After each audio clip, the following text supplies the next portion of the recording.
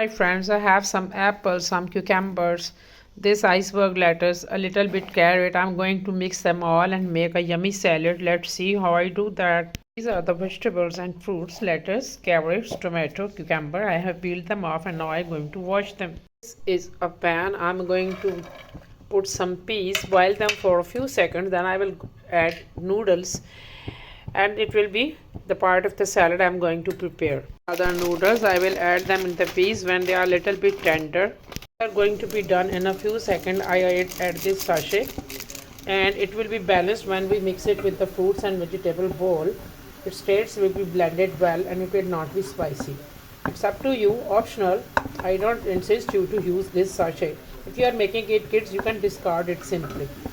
Look here, I have cooked these pasta and peas, and all these fruits and vegetables are raw. I have chopped them well. These are the lettuce, the apple, cucumber, tomato, and apples and lettuce. So these are the four fruits and vegetables. You can say tomato seeds you may discard, cucumber seeds you may discard. We are going to mix them up and it will be a complete meal for the dinner.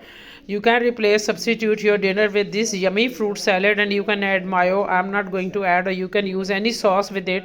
Either it may be barbecue sauce, Thousand Island sauce, peri sauce, or whatever you can use, or mustard sauce, or simply you can use it without any sauce. To squeeze this lemon as well, it will give it a sour taste.